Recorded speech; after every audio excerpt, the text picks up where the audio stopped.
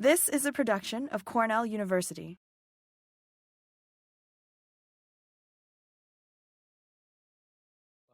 Thank you. Thank you very much for the introduction, and also thanks a lot for hosting me during this semester.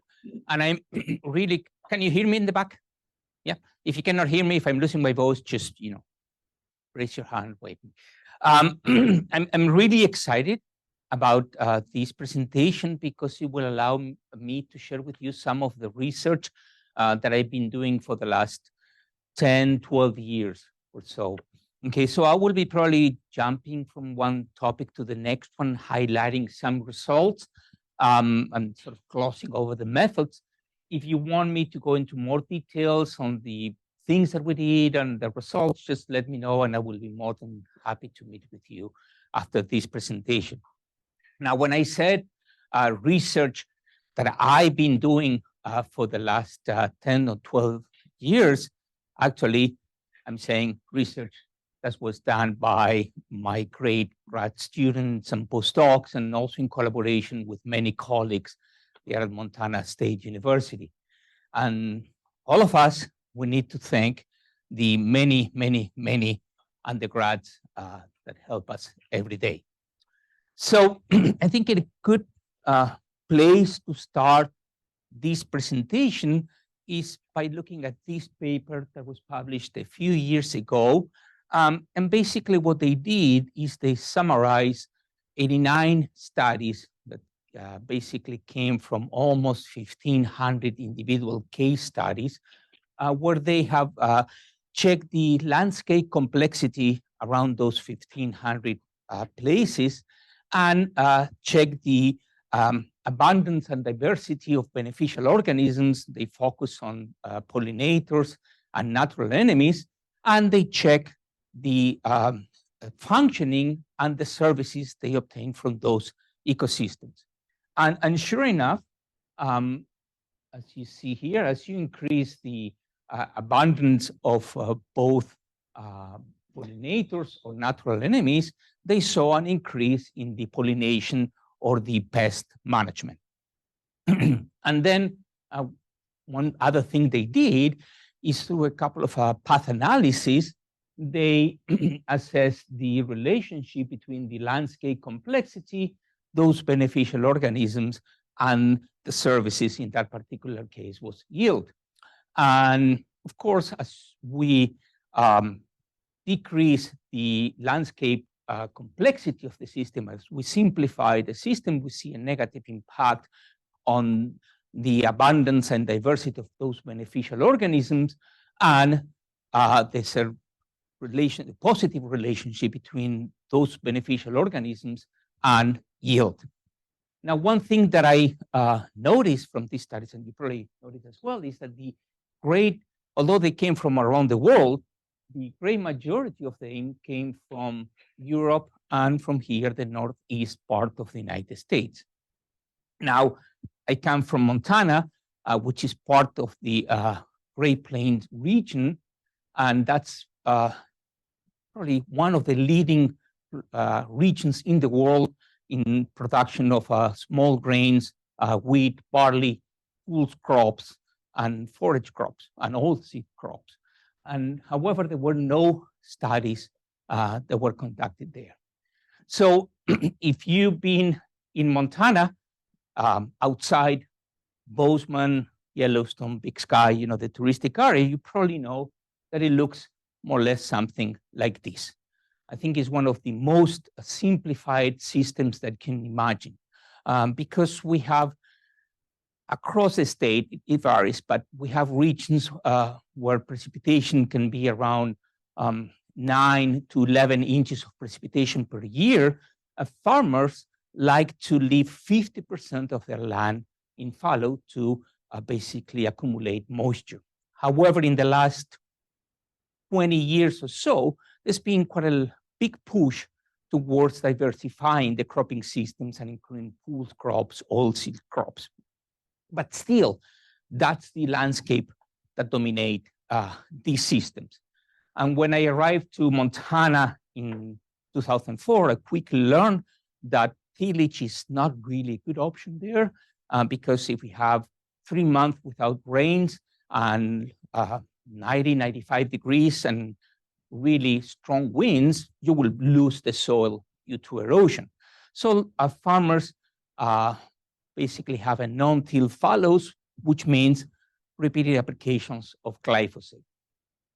And during the crop year, it's a little bit more complex. We can say they have a series of herbicides they can choose from depending on which species they have. However, they come from two families, group 1 and group 2, ACCA and ALS inhibitors herbicides. So when I learned about this, I sort of thought this was the most boring place to do research. I thought there was nothing to really kind of motivate myself. It was like, I'm sitting here in this really simple system, except that if you look carefully, you really notice that ecosystems are not equal. There are differences in the ecosystems. And we start working with my first grad student, Fred Polnack, in assessing the community, the weed communities in organic and conventional systems. Much to my surprise, no study have even worked with communities in that region. And sure enough, sort of similar to what has been found in other places, in organic systems, you have a different community of weeds, more diverse, more abundance. So the next question we asked was, so what? Could this be having an impact on those, on beneficial organisms? And we work on parasitoids as well as pollinators, but for the next 10 or 15 minutes, I will be talking about pollinators. Now, you may be asking me, well, why do we care about pollinators in a system that is dominated by wheat and fallow, right? Well, the reason is that, like I said, there's a huge interest in diversifying this cropping system. There's a lot of course, agronomic benefits for that, but also there's a lot of money. I mean, lentils, Montana is the #1 producer of organic lentils. So there's a lot of money comes with these crops. And we also have many native species that require pollinators. Now, assessing pollinators in this really extremely large field was a challenging task.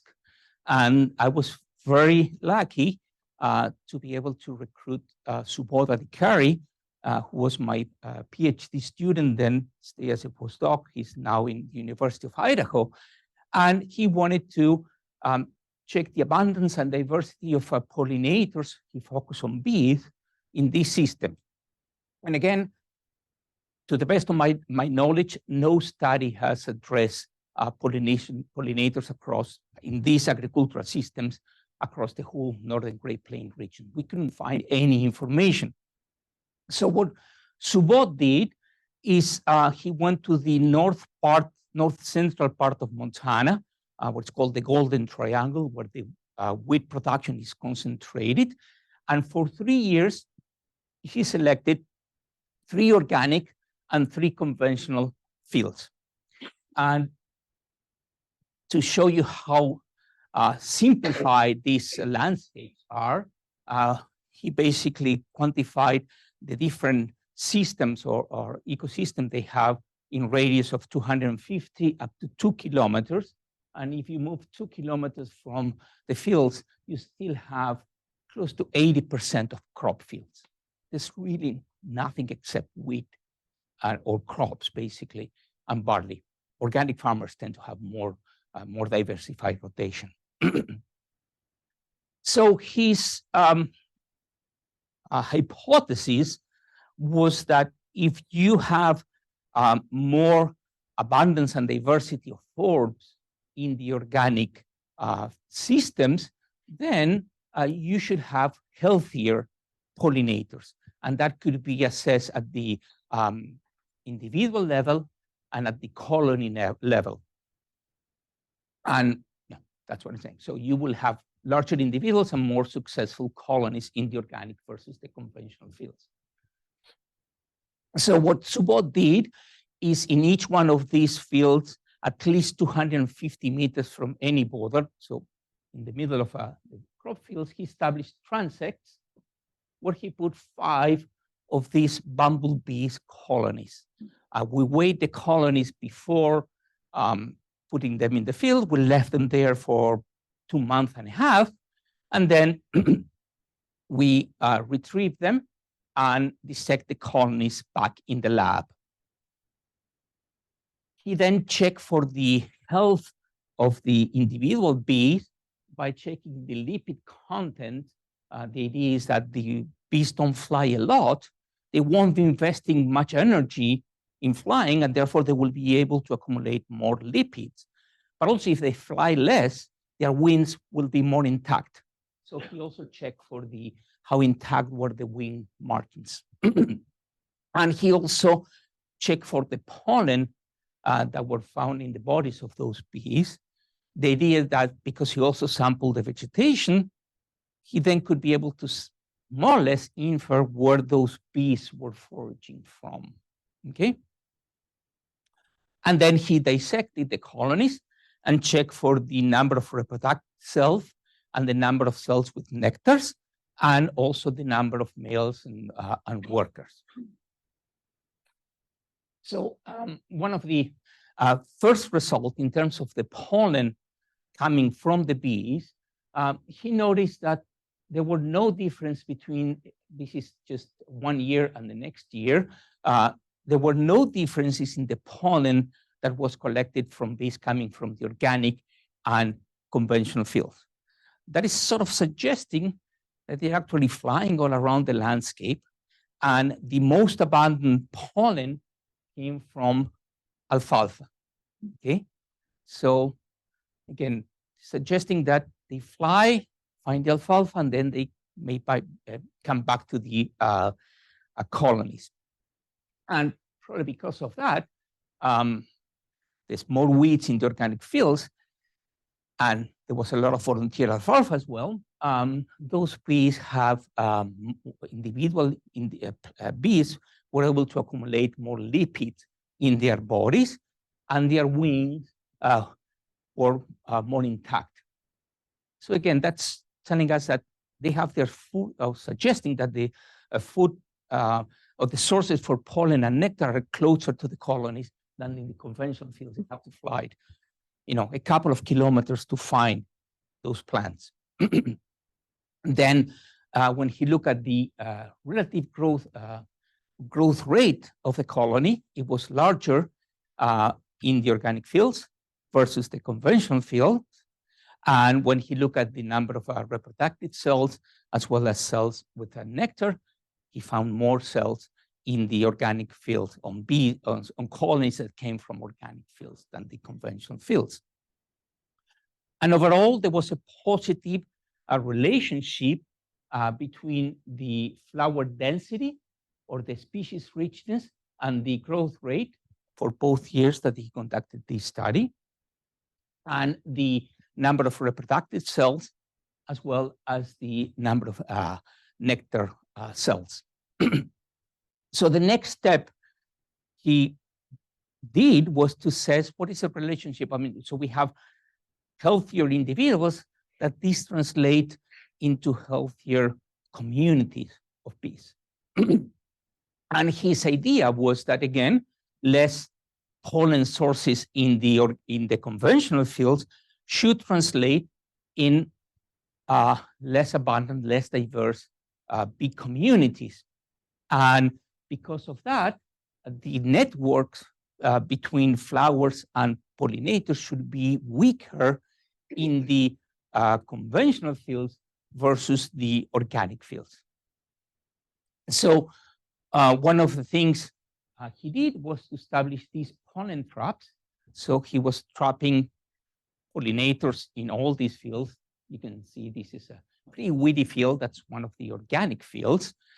And then, again, he assessed the forbs, abundance, and richness, and he spent hours and hours just walking along transects and then checking if one individual bee will land on the flower and IDing the bee and the flower. And one of the things that he found is that there were no differences in the communities of bees between organic and conventional fields. Again, it suggests that they are all flying around the landscape. What he saw was a shift in bee communities within the growing season, but no difference across the systems. But the difference came in the networks. When he looked at the number of times a bee landed on a flower in a conventional field, there are very few flowers, and he only found 3 species and 6 pollinators. Okay, and that was significantly weaker than the network that he observed in the conventional fields. Now, remember that I said that the most abundant pollen we observed in the bumblebees was alfalfa. And it happened that alfalfa is the main source of, or the main place where those bees landed in the conventional field. We can think that a farmer will be successful in killing all the volunteer alfalfa. And if that happens, then if he gets rid of the alfalfa, and if we think of a landscape where there's no organic fields, basically 80% of the pollinators will disappear. However, in the organic system, if for whatever reason we don't have more volunteer alfalfa, which is going to be a little bit more difficult because farmers, organic farmers don't have access to those selective herbicides, still, every single pollinator will be able to find a source of pollen and nectar in another species. So, in summary, what Subodh was seeing is that the enhanced floral resources that you observe in our organic system correlates with an increase in the individual and colony success. And also, we have more stable pollinator flower networks in the organic system versus the conventional system. So we start thinking, well, is that the idea again that if you lose the alfalfa, you lose the pollinators? Is that saying that the organic systems are more resilient than the conventional systems? And there's many ways by which you can assess resilience in a system. I'm going to just show you one of the things that we did, okay? And basically this was done at this site, which is located, I think, 4 miles out of Bozeman. Basically what we had there is a 5-year rotation. First, we started with safflower interseeded with clover that stayed for the next year as a cover crop, then winter wheat, lentils, and winter wheat. And we have 3 reps, each crop present every year. And basically, we farm this rotation following 3 systems. First one was the conventional non-till system. And that system was basically dependent on the use of fertilizer and fungicide. We don't use any insecticides. We didn't need to use any insecticides there, and herbicides. Now, the repeated use of herbicides results in the selection of herbicide-resistant biotypes. And we have currently 6 biotypes. I think I'm missing one. No, 7 biotypes of 7 species that have biotypes which are resistant to different herbicides. 3 of those species have shown multiple herbicide resistance. For example, the case of wild oat, Avena fatua. We have some biotypes that have multiple herbicide resistant and is resistant to basically any in-crop herbicides. So farmers have no more herbicide to manage wild if they get that type of resistance.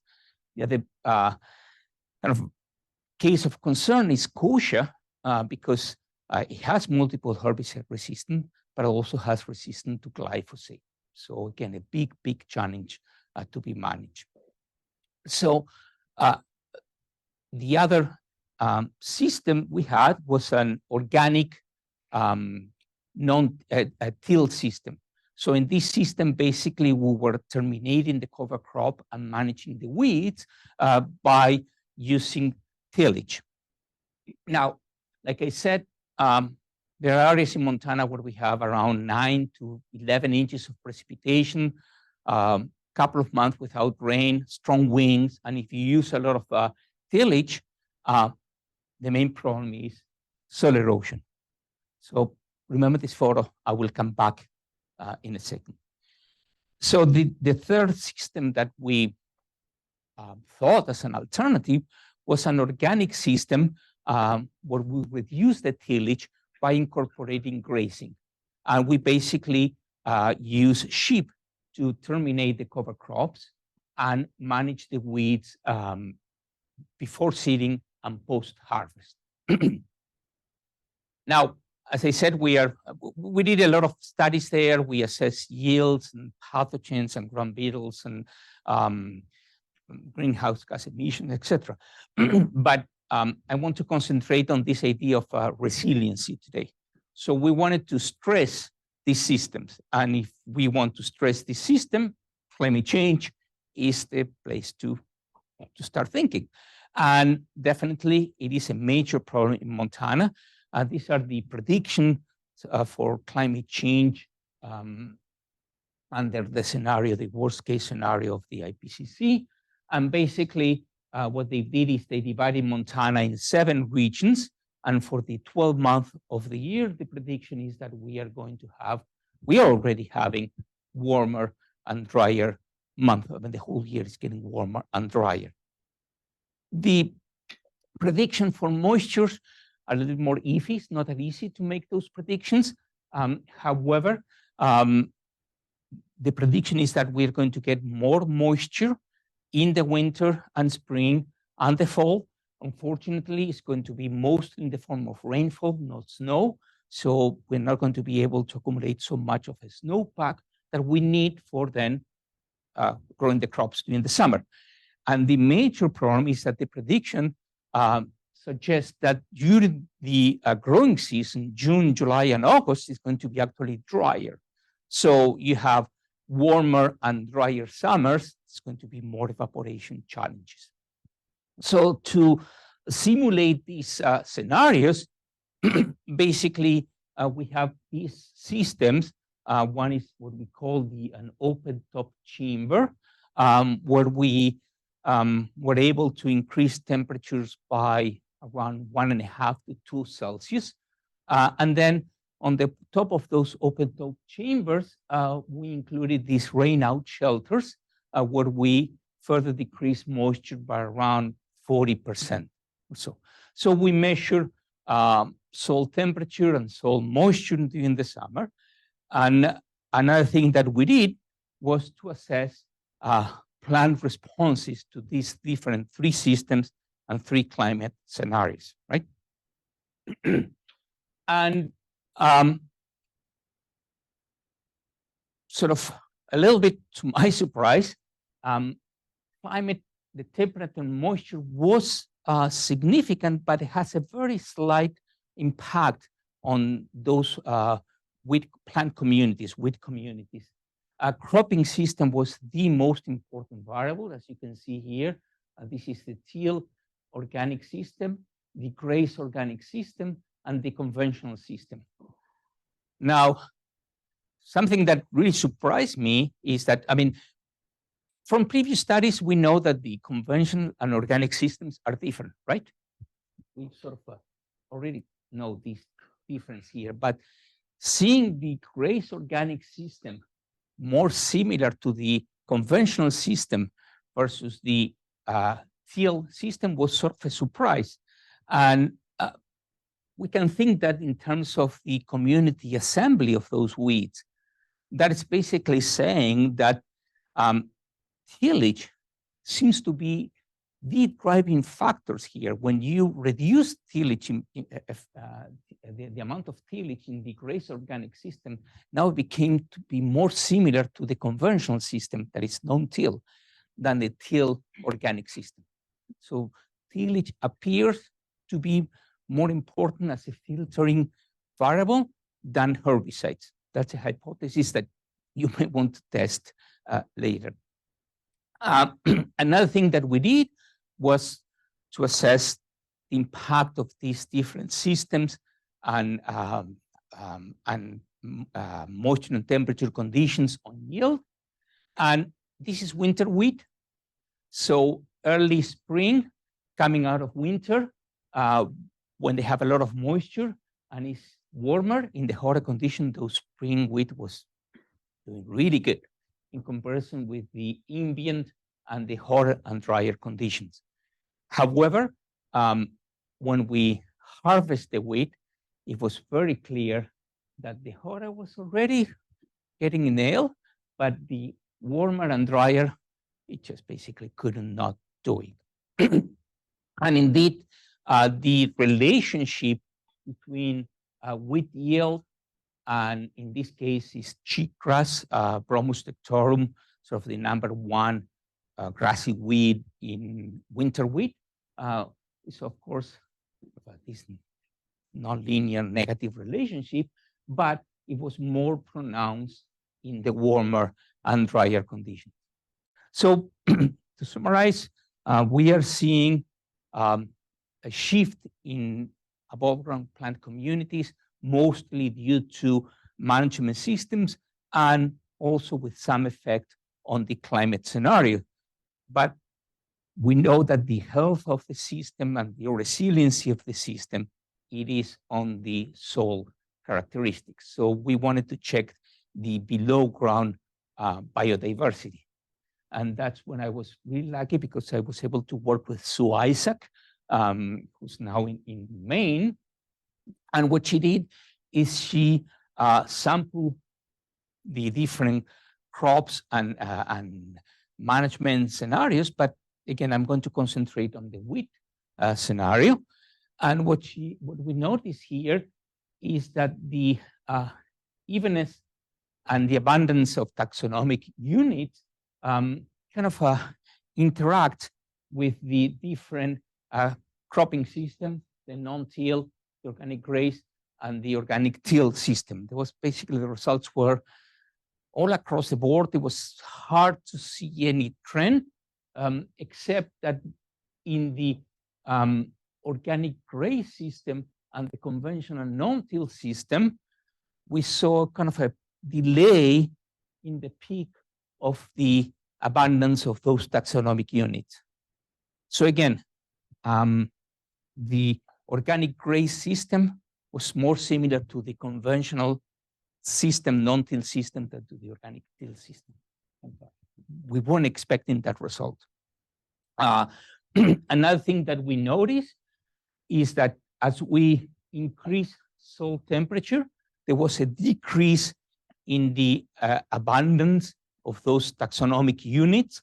I think we were able to find 11 taxonomic units that are associated with the current environmental conditions, 17 with the warmer, and 14 with the warmer and drier conditions. And as we experimentally decrease moisture, we also saw a decrease in the number of taxonomic units. So one question we ask is, could that be happening? Could that be impacting the behavior of the system and the resiliency of the system? So to answer that question, we conducted a greenhouse study. And basically what we did, we went to each one of these 3 systems and these 3 climate scenarios, and we collected soil. And we basically have a soil inoculum, which is basically 4% of the total biomass that we put in pots. So we have steam sterilized soils in steam sterilized pots, and we just added 4% in volume, like a teaspoon of that soil. So we sort of inoculated the soil, the pots with soil coming from each one of the three systems and each one of the three different climate scenarios. And we have our controls. So we have wheat in the field, we grew wheat, and then we harvest the wheat and we grew wheat again. So we have wheat over wheat over wheat. That's our conditioning. And then we have our response phase. And for the response phase, we grew either wheat or a phylogenetically different distant species. In this case, we use pea. And and the way we analyzed this was by calculating the soil feedbacks. And basically, the soil feedback is the natural log of the biomass when it is inoculated, divided the biomass when it's not inoculated. So above 0 means that the plants with the inoculation, that inoculum enhances the growth of the plant. And below 0 means that it inhibits the growth of the plant. So in a way, it's an assessment on the impact of those soil microbial communities on the growth of the plants. So what we decided to use these phylogenetically different species because a couple of years before that study with Zach Miller, we conducted a study where we have 11 conditioning species. We grab soil from prairies and crop fields, and we have 11 conditioning species. We grow them for several generations, and then we grew 4 different response species. And we tried to see if we could predict the soil feedback based on the phylogenetic distance. And what we noticed is that as you increase the phylogenetic distance, the feedbacks tend to go from more negative to more positive. Why is that? Well, if you grow wheat over wheat over wheat, we know we are going to be increasing pathogenic microorganisms, and you're going to have these negative feedbacks. But if you rotate your crops, that's a base of crop rotation, basically, to plant something different. You don't want to grow wheat and then barley and wheat barley. That's not a real rotation, okay? So again, we have 3 systems, 3 climate conditions, wheat over wheat over wheat. And when we planted wheat, because it's the same species phylogenetically, we expected to see an increase in pathogenic microorganisms, and therefore we expected to see more negative feedback. And the less negative feedback will be that the system is more resistant to the accumulation of those pathogens. Okay, so if it doesn't accumulate those pathogens that fast, then it will be more resistant to that pathogenic community or the development of a pathogenic community in the soil. When we grew a phylogenetically different species, pea, we expected to now see basically potential decrease in those pathogenic microorganisms, and we expected to see either less negative feedback or even positive feedback. And the faster they can recover, we can think that's an estimate of the resiliency of the system. Okay. So again, I'm going to present the soil feedback centered on 0, means no impact, for the 3 systems: non-till, grazed, and till organic. Above 0, good. There's promotion of growth. Below 0, there's inhibition. And what we notice is that when we grew wheat over wheat over wheat over wheat, in the non-till conventional and the grazed organic system, again, those 2 systems kind of behave similarly, and they have a negative feedback, and we saw more positive or less negative feedback, close to 0, in the case of the teal organic system. So we can say that the teal organic system is more resistant, probably because you are mixing the soil quite a lot and you don't allow that accumulation of pathogenic microorganisms. I don't know if that's the case. But before you go to Montana and start talking about tillage, remember, that's not a good idea, okay? Because you're going to be, or the chances of losing soil due to erosion are very high. The good news here is that the three systems under current climate conditions have the same level of resiliency. So this is under current climate condition. Now, when we look at the predicted climate conditions, that's warmer and drier conditions, that's what I'm going to show. What we notice is that we lost the resistance of the system. It didn't recover. And also, we lost the resiliency of the system. So again, we are losing, we are shifting with communities, we are hurting crop yield, we are losing the resiliency and resistance of our crop fields. So in essence, what I wanted to show is that even these incredibly simplified systems are very complex. And in these systems, just a change in the management practices could enhance the associated biodiversity in terms of having different community of weeds that will have a bottom-up effect on the beneficial organisms, and you will have healthier and more diverse community of pollinators. However, under predicted climate conditions, unfortunately, the scenario is pretty dire. Now, the other good news is that even these highly simplified systems that's what I learned after being almost 20 years in Montana, is that even these extremely simplified systems, you can still have fun and do research. So I think we have a few minutes for questions. Yeah, well, let's first of all thank Fabian.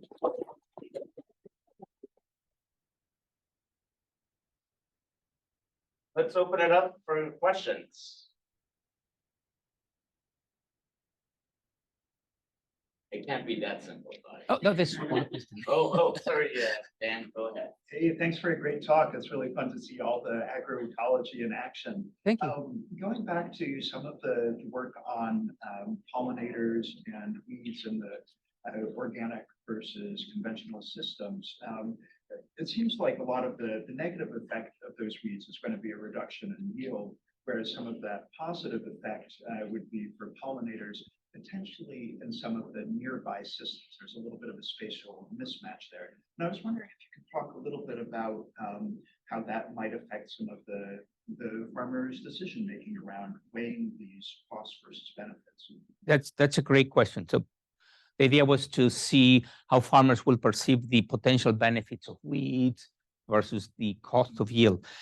One of the things that I did not show, because I thought I'm kind of steering into the story of resistant resiliency, is that one of the studies we did before the greenhouse study and before the phylogenetic study, the first thing that we did with Sue Isaac was to go to, I think it was 4 pair of organic and conventional fields, kind of a fence apart, and take soils. And yes, sure enough, we were able to see that the microbial communities were affected by the management systems. And then we did a similar plant soil feedback study where we saw that if the crop receives an inoculum of coming from the organic system, happens that crop weed competition was decreased. And that was sort of a hypothesis. Rich Smith, Matt, you were there as well. What was the new hypothesis for, can't remember the whole title of that paper. Yeah, resource pool diversity. Yeah, the resource pool hypothesis, the idea that actually in those systems would have more diversified you correct me, you have more diversified cropping plant species, they will be able to forage. There will be a different microbial communities associated, and therefore they will be foraging for different pools. And therefore, the crop weed competition is different. So in essence, what I'm saying is that if you go to an organic field and you look at the floor, you see it's pretty weedy. And that's something Bruce Maxwell told me the first time. Just look at the crop and you're like, oh my God, the crop is really good. So those, I think farmers, organic farmers don't have the options not to, they can't spray it, so they have to live with those weeds. But it happened that it doesn't appear to be as competitive. So, okay. Thank you. Eric. You said that the future is pretty dire for wheat in Montana at the very end there. Given your experience there, what would your recommendations be for farmers facing that situation?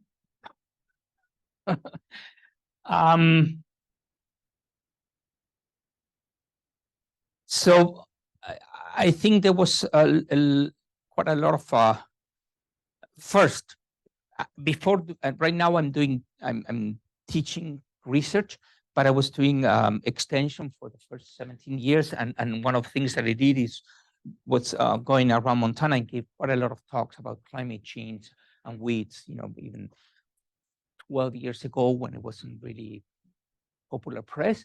So I think it's important to raise the awareness, because if you're not aware, and when you start showing like, hey, your herbicides are not going to be working because the stomata closes, etc. So farmers start to react to those.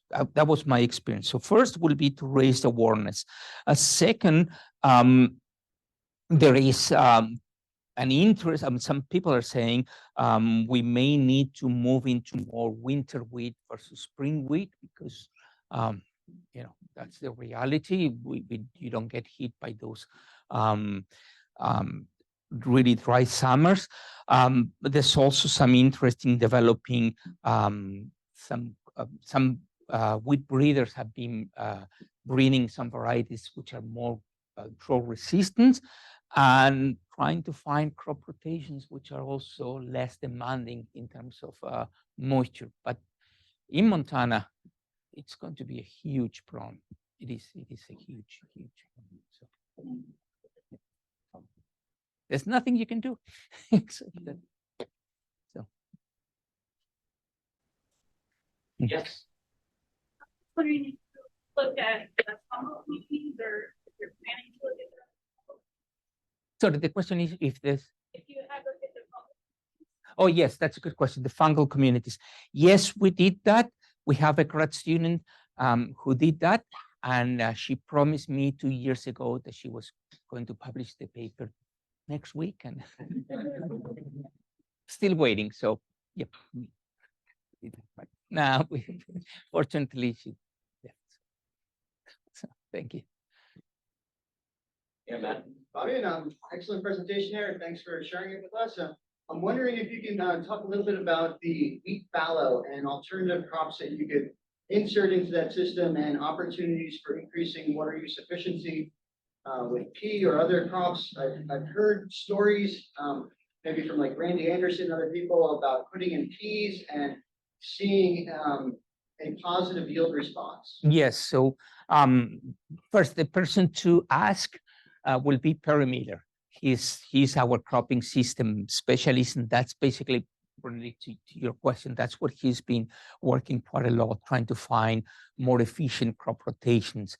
And that's what I said. There is a push towards the diversification of the cropping system, bring pulse crops. There's a lot of money. Organic farmers love lentils, but also in terms of water use efficiency and nitrogen, it brings a positive impact on the system. So I think the wheat fallow system sort of unfortunately keeps staying around, because I'm going to be using my sociological hat here. Forgive me if you're a sociologist, but most of the farmers tend to be 65 or older, maybe, and they are like, I've been doing this for my whole life. I'm not planning to change now.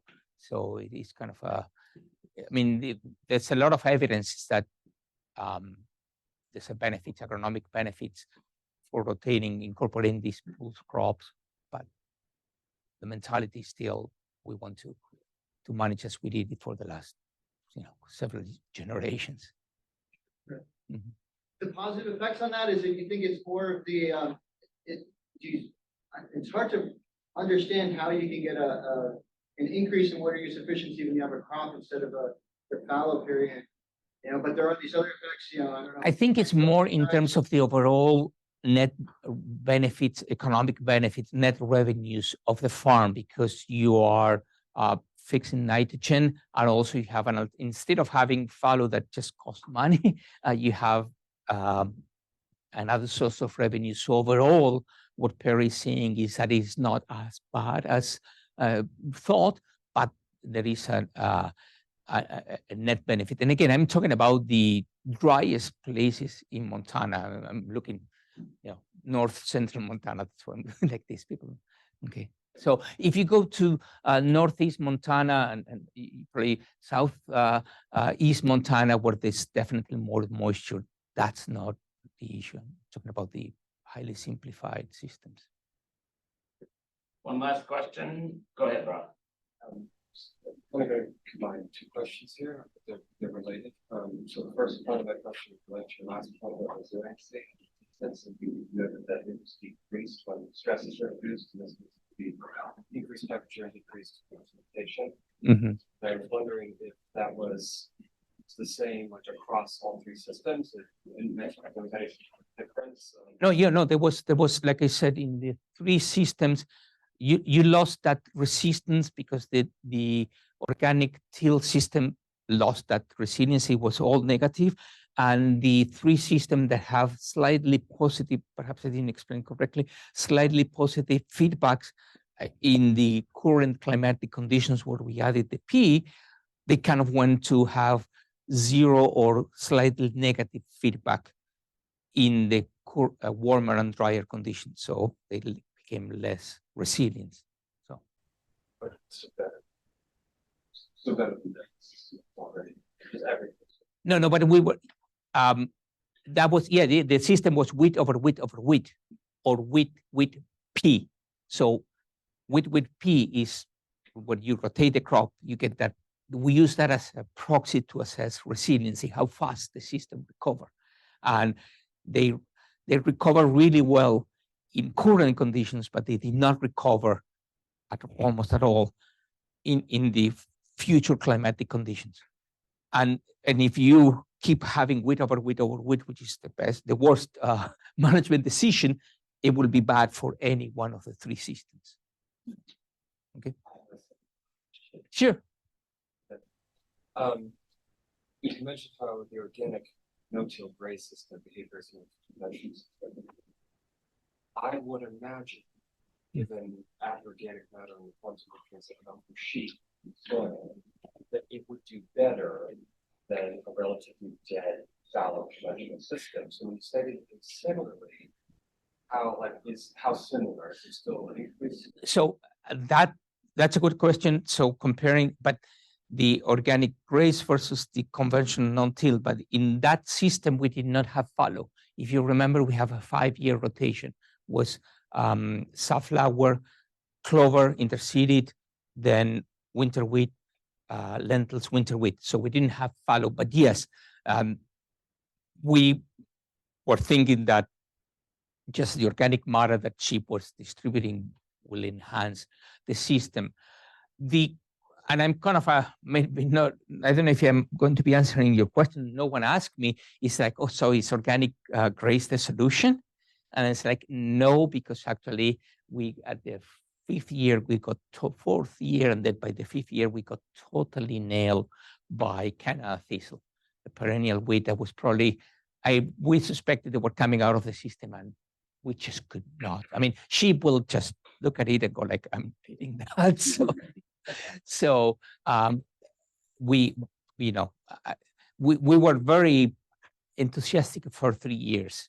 And in terms of the agronomy of the system, at least that rotation was not the best one for perennial, which is the major problem, the keys of death in organic systems in Great. Montana. Well, let's thank Fabian for his Thank you.